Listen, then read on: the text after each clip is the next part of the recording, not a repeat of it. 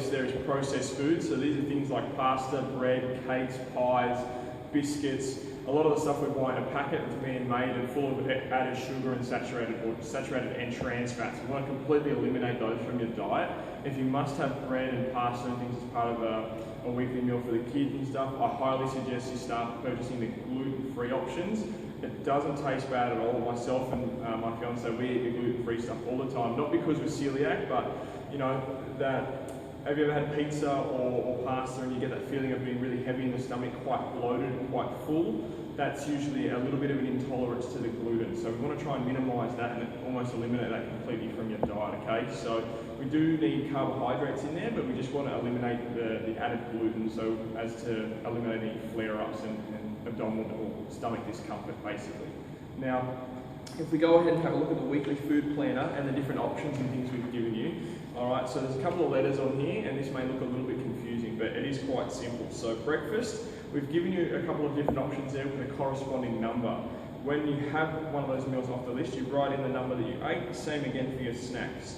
Now for your meals, so lunches and dinners, we've got PCF, P is for protein, C is for carbohydrate, and F is for fats. And V on the other days and the other meals is for vegetables, all right? So again, we've given you a list of vegetables, proteins, fats, carbohydrates, all these different types of foods with the corresponding number. So if you were to have chicken, sweet potato, and some almonds as your lunch, you would put in the protein category 1 because chicken's the first one on the list. Sweet potato is also the first on the carbohydrate list, so you put 1. And then for your fats, almonds is listed as number 7, you'd write in number 7 in that box. And you go ahead and do that over the next 6 weeks for every one of your meals. Now the better your adherence to this program, the better your results are going to be, okay? If you're still sticking with the current breakfast cereal that you're eating, the sandwich you're having for lunch, and the 1 or 2 pieces of fruit throughout the day, you know, that's what got you into this position that you're in right now. We need to make a change in order to see change in our body and in your results, all right? So if this seems a little bit too far-fetched or too far out there for you to try and follow straight away, I want you to start to easing yourself into it. So just start off with the breakfasts. Change your breakfast up for the next 3 to 4 days. Once you get into the routine of cooking a real breakfast and taking a snack to work, then we're going to start breaking down the lunch and dinners, all right? Now, when it comes to cooking your foods for this, you're going to need to do what we call batch cooking, and that's to prepare a week's worth of meals in terms of lunches and sometimes your dinners in advance.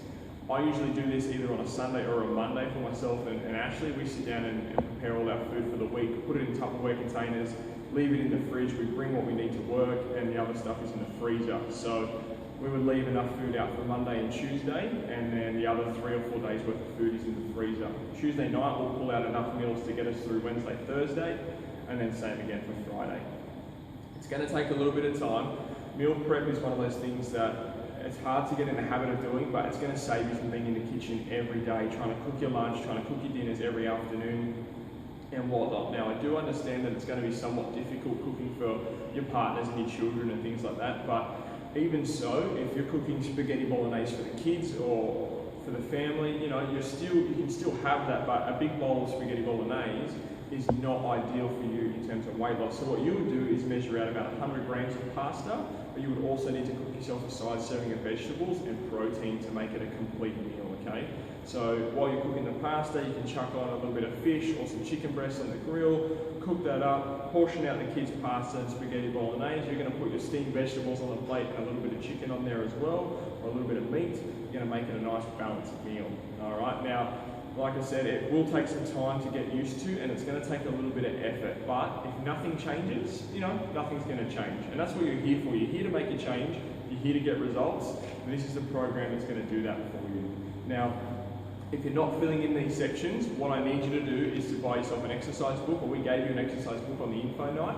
I want you to start using that as your daily food diary. Everything you eat, drink, and the time that you had it, you need to write it down, and you need to bring that book with you into every session. We're going to do random spot checks to check in on your food diary, to measure your progress and hold you accountable for your actions, okay? We're also going to sit down and read what you're eating, and we're going to coach you through making minor changes to gradually tweak your lifestyle in order to help you get the results that you want out of this program, all right? So it's kind of going to be a little bit of give and take throughout the next 6 weeks, but the results at the end of the day are going to be well worth the effort you